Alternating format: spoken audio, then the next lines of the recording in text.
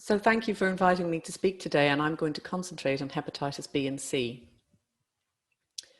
In 2017, WHO increased their big three causes of death by communicable disease from malaria, HIV and TB to include hepatitis as the big four.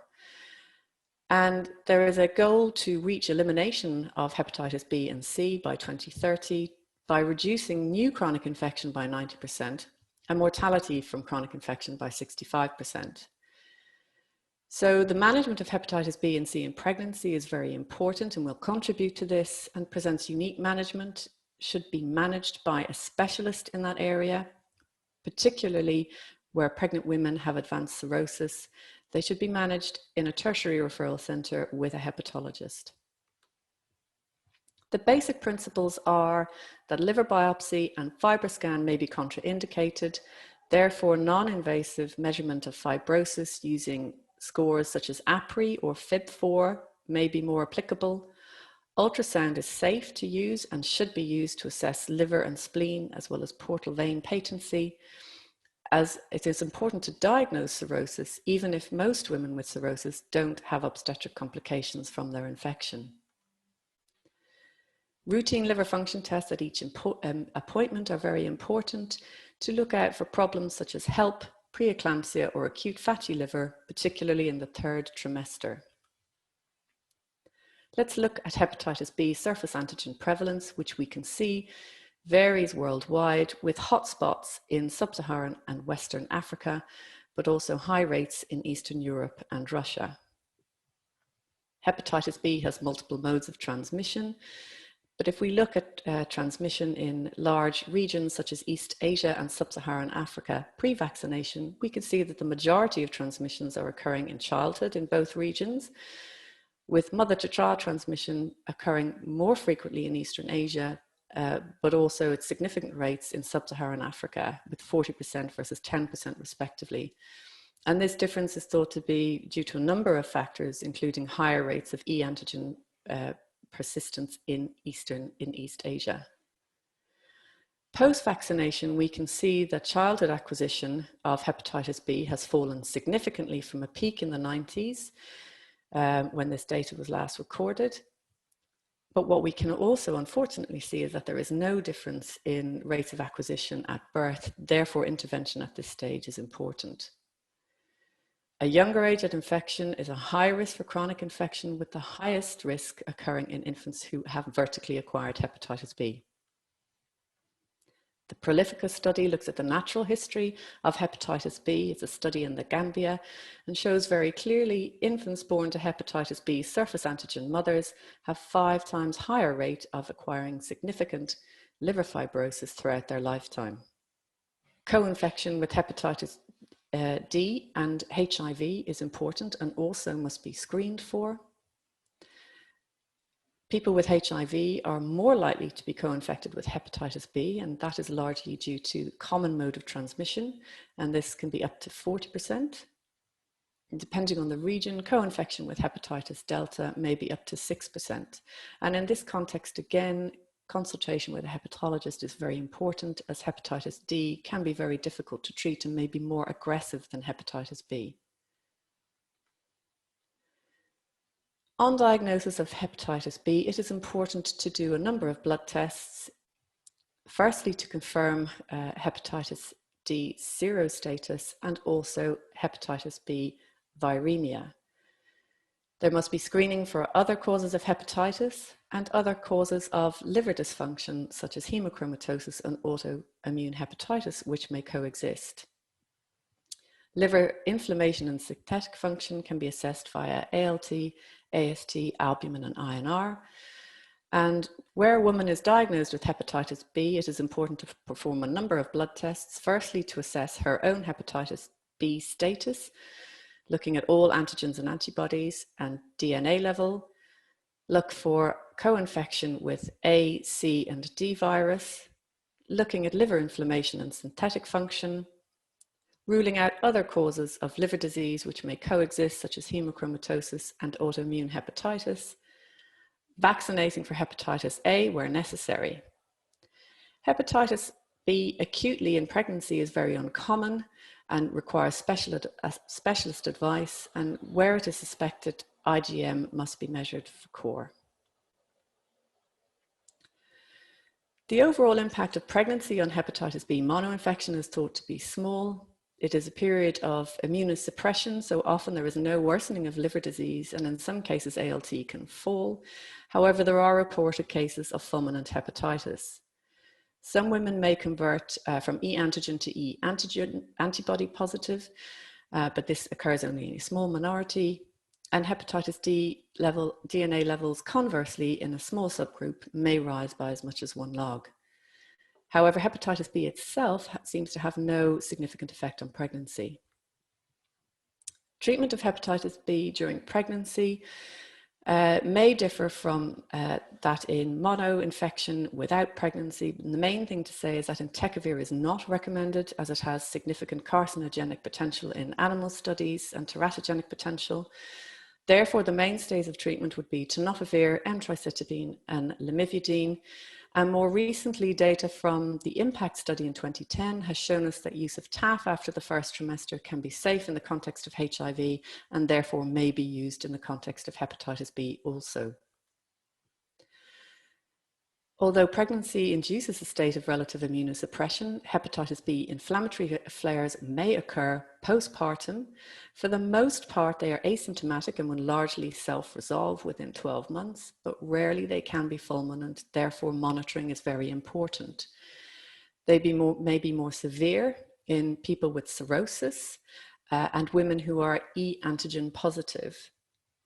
And they may also be more likely to occur in women whose hepatitis B treatment has been stopped or whose hepatitis B treatment is not working. And that's most common in the context of emtricitabine or lamivudine monotherapy, which is not recommended.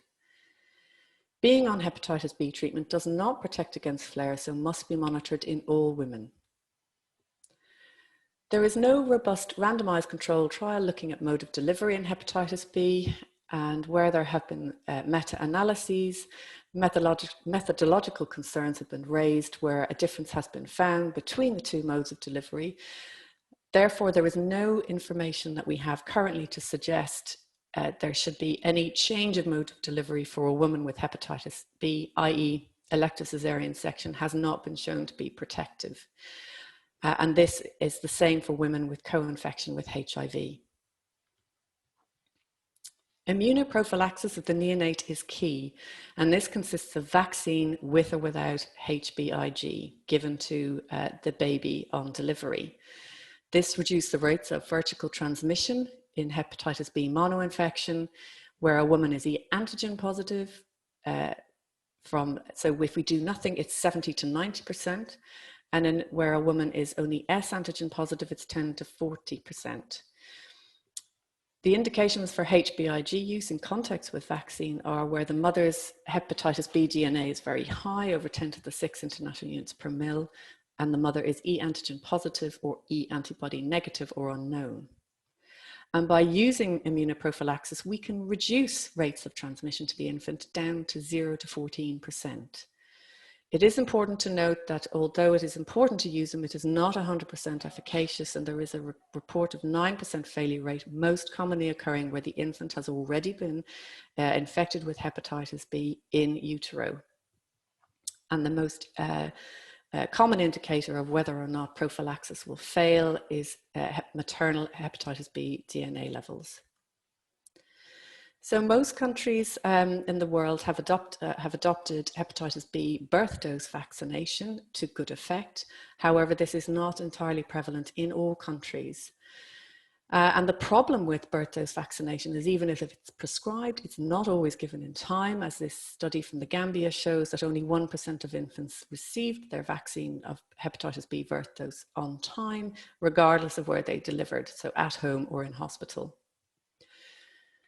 And using hepatitis B birth dose vaccination and HBsAg are very beneficial. However, there is still a vertical transmission risk, and this is particularly, as I've said, in women with a high hepatitis D viral load, greater than 200,000 international units per mil.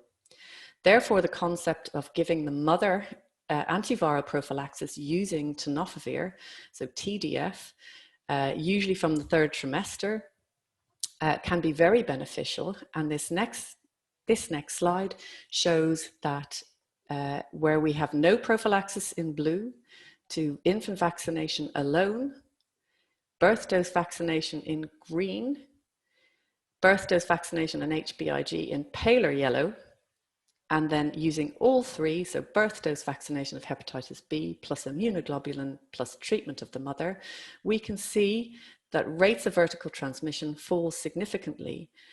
And that's in both mothers who are e antigen positive and e antigen negative. So this combination immunoprophylaxis is very important. So a summary of hepatitis B is that you need to diagnose and stage it, monitor LFTs and look for flare after pregnancy, manage the pregnancy, but there's no benefit from elective section or breastfeeding, and neonatal immunoprophylaxis plus or minus maternal treatment are really the key issues. Moving on to hepatitis C, again, there is a different global variation with high rates of hepatitis C of different genotypes in sub-Saharan and Western Africa, also Greenland, Eastern Europe, and Russia. And again, when the mother is diagnosed with hepatitis C in pregnancy, it is important to assess the hepatitis C itself with an RNA level. If screening using a hepatitis C antigen test, this will become positive where the viral load is greater than 1,500 copies per mil in most lab, and will become positive before hepatitis C antigen, so can be a useful and cheaper screening tool. Other viral co-infection with A and B must be screened for, and vaccination given where the woman is non-immune. Liver inflammation and synthetic function again must be assessed, as other causes of liver disease must be ruled out. Hepatitis C infection acutely in pregnancy is uncommon, but must be suspected if there is a rise in ALT in a pregnant woman attending antenatal services who may have a risk. Hepatitis C vertical transmission varies. So the rate quoted is approximately 5% in monoinfection, but this increases significantly if there is co-infection with hepatitis C and HIV. However, if a woman with HIV and hepatitis C is commenced on HIV treatment, this will also seem to reduce her hepatitis C transmission risk. The highest risk of vertical transmission from hepatitis C occurs with high hepatitis C viral load. Therefore, invasive obstetric procedures such as chorionic villus sampling, internal fetal monitoring, and also prolonged rupture of membrane should be avoided. It has also been linked with female infant sex. Breastfeeding does not increase vertical transmission risk, and having a cesarean section does not protect from vertical transmission. Hepatitis C intrauterine and intrapartum transmission probably both occur, and it is thought that up to 1/3 of infants who acquire hepatitis C acquire it in utero. Again, in hepatitis C, no mode of delivery studies have been performed officially.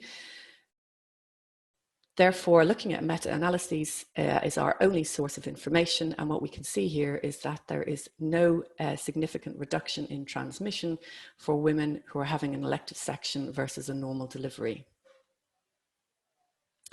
Treatment of hepatitis C has for a long time presented many difficulties, but particularly where the mainstay of treatment was ribavirin and interferon, as ribavirin is carcinogenic and teratogenic and is not recommended if there is a risk of pregnancy, with 6.1% of women exposed to ribavirin during pregnancy having infants with congenital birth defects.